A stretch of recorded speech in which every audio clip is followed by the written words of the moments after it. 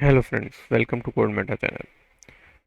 Last video में हमने बात कर ली थी कि किस तरीके से हम वेब पैक को इंस्टॉल करेंगे और उसको कॉन्फ़िगर करेंगे। इस वीडियो में हमें बात करनी है हमारे डेवलपमेंट सर्वर की। तो डेवलपमेंट सर्वर के लिए चलते हैं हमारे कोड में, जहाँ पे हमने बात की थी कि डेवलपमेंट सर्वर को स्टार्ट करने के लिए हमें क्या लिखना है, npm रन स्टार्ट करना है।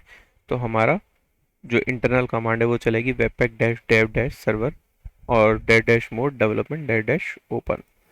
ये ओपन हो जाएगा। ठीक है, तो करते हैं npm रन स्टार्ट, देखते हैं क्या होता है यहाँ पे और इसका जो सर्वर आउटपुट है वो हमें क्या मिलता है।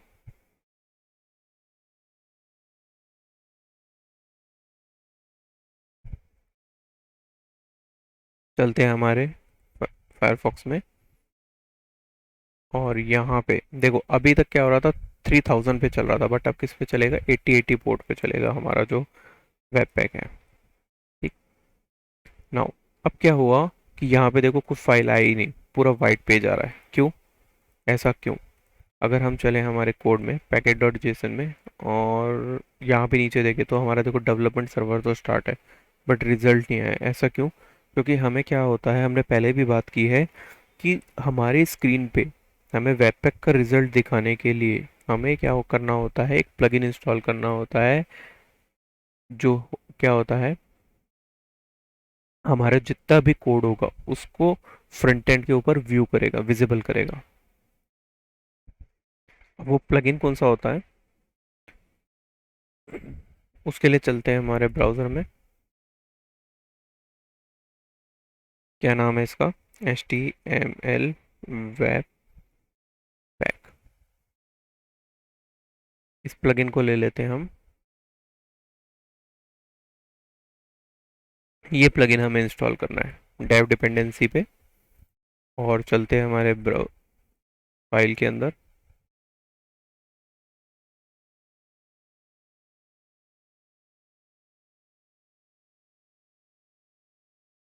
यहाँ क्या करते हैं हम, जो हमारे पैकेज इंस्टॉल थे यहाँ पे हम क्या करेंगे, इसको इंस्टॉल कर लेंगे HTML वेब पैक प्लगइन को।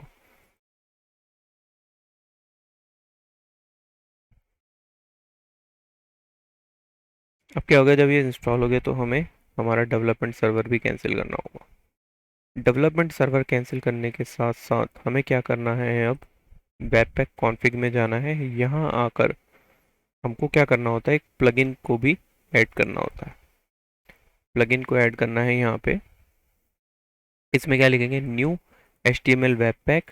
और टेम्पलेट कौन सी यूज़ करनी है हमें, जो हमारे पब्लिक के अंदर index.html है उसको ही लोड करानी है हमें, क्योंकि हमारी सारी फाइल वहीं पे लोड होने वाली है। अब HTML वेब पैक में एरर क्यों आ रही है, हमको क्या करना है, इसको कॉपी करेंगे, टॉप पे जाते हैं, कॉन्स्ट, सबसे पहले इसका हमें वेरिएबल बनाना होगा। ठीक है, देन क्या करना है, रिक्वायर लिखेंगे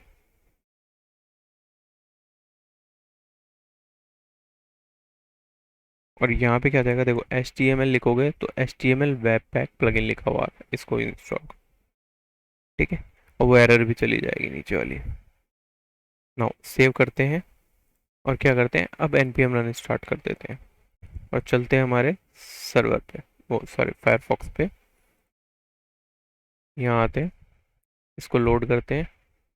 अब देखें ये हमारे पास क्या करता है, एरर देता है या लोड कर देता है हमारी चीज़ों को।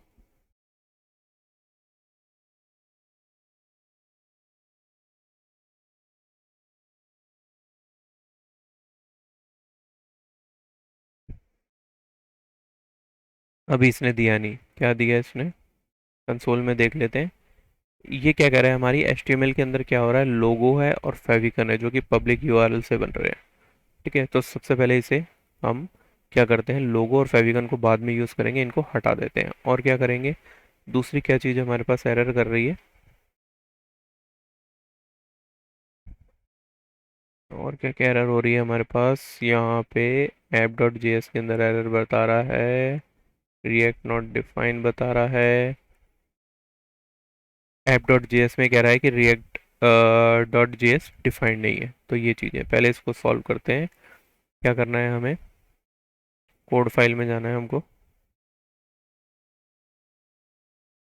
यहाँ पे ऐप डॉट जेएस में गए, लोगों को पहले तो हटा दो आप यहाँ से। ठीक है, और इंपोर्ट क्या करना है, रिएक्ट।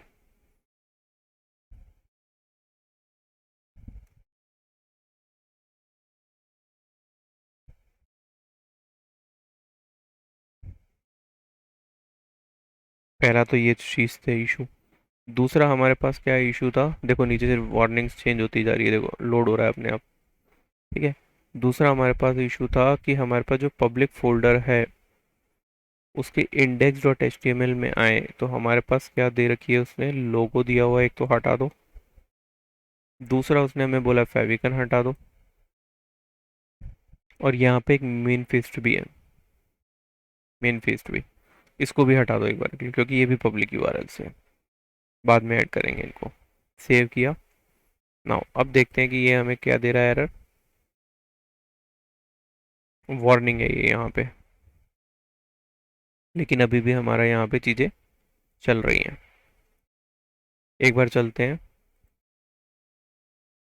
ब्राउज़र में, एरर आ गई।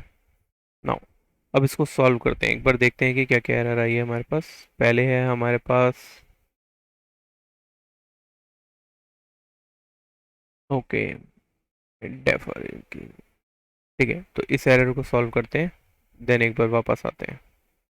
देखो एक चीज़ दिखा रहा हूँ आपको मैं, कि साइट तो चल गई है हमारी, यहाँ पे क्या कर रहा है, कुछ डेफर का केस आ रहा है, वो इशू क्रिएट कर रहा है। अगर हम इसको एरर को हटा दें तो देखो पीछे साइट चालू हो गई हमारी।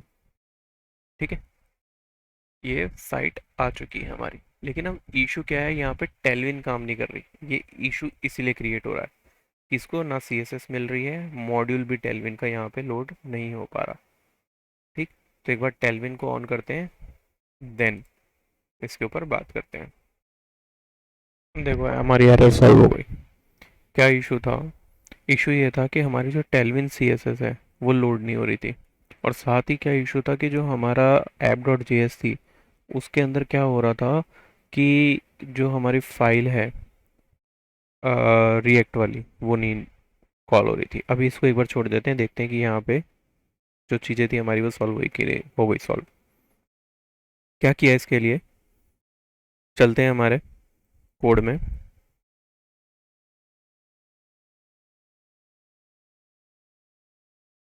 सबसे पहले तो क्या किया, जो ये रिएक्ट था इसको सही किया, इसको फिक्स किया, रिएक्ट फ्रॉम कैपिटल रिएक्ट कर दिया था, स्मॉल रिएक्ट रहेगा। ठीक। दूसरा क्या था कि हमने जितनी भी पब्लिक वाली फाइल्स थी वो यहाँ से हटाई थी, तो इसको फाइल को बंद कर देते हैं। तीसरी चीज कि हमने क्या किया, सबसे पहले यहाँ आते हैं, एक तो हमें इंस्टॉल करना पड़ेगा, पोस्ट सीएसएस को इंस्टॉल करना पड़ेगा। कैसे, post CSS dash preset dash env करके ये इंस्टॉल करना पड़ेगा, ताकि हम इसकी कॉन्फ़िगरेशन कर सकें। दूसरा हमें इंस्टॉल करना पड़ेगा post C S S loader. ठीक है, तो post C S S loader को इंस्टॉल करने के लिए हम क्या करते हैं, post C S S dash loader post C S S. ठीक, जैसे ही इंस्टॉल कर लेंगे हमें क्या करना है, एक post C S S dot config dot G S नाम की फाइल बनानी है यहाँ पे, post C S S dot config dot G S. इसमें हम बताएंगे कि हमारी जो पोस्ट यानी जो पहले से सी एस एस लोड होने वाली है वो कौन कौन सी है। तो हमने क्या किया, रिक्वायर किया टेलविन को, और इसके अंदर जो प्रीसेट टीएनवी था उसके अंदर हमने क्या डाल दी, टेलविन सीएसएस डाल दी। यानी जो हमारी पहले से लोड होने वाली सीएसएस रहेंगी वो सारी कौन सी रहेंगी, टेलविन रहेगी। तो ये क्या करेगा, ऑटोमेटिक जितनी भी आपकी पहले से टेलविन की सीएसएस लोड हो रही है उसको चला देगा। ठीक, और पैकेज डॉट जेसन के अंदर हमारे पास वो ऐड हो ही गया था, पोस्ट सीएसएस। तो स्मॉल चेंज हुआ, कोई बहुत बड़ा चेंज नहीं था। जैसे ही हमने ये किया हमारी चीज़ चल गई। अब चलते हैं हमारे डिस्ट फोल्डर में, एक बार देखते हैं डिस्ट फोल्डर में क्या चेंज क्रिएट हुआ। देखो output dot C S S create हो गई। यानी क्या किया इसने, हमारे डिस्ट फोल्डर के अंदर जैसे ही हमने pre post C S S को इंस्टॉल किया तो इसने output dot C S S को क्रिएट कर दिया। और हमें एक क्या होता है, वेब पैक को दोबारा रिस्टार्ट करना होता है। हाँ, अब देखते हैं कि हमारे पास एक बार प्रोडक्शन बिल्ड बना के देख लेते हैं, ये क्या करता है हमारे लिए।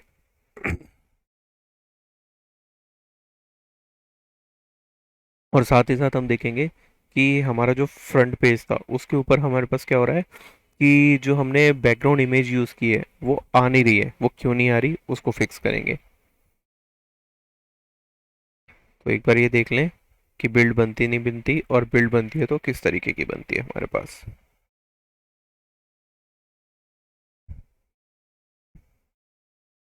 देखो हमारे पास बिल्ड बन गई यहाँ पे, आउटपुट आउटपुट और ये आ गई।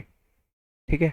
देखो बिल्ड के अंदर हमारे पास क्या हुआ, जब हमने बिल्ड बनाई तो जो हमारी डॉट सी एस एस थी टेलविन वाली, वो रिमूव हो चुकी है।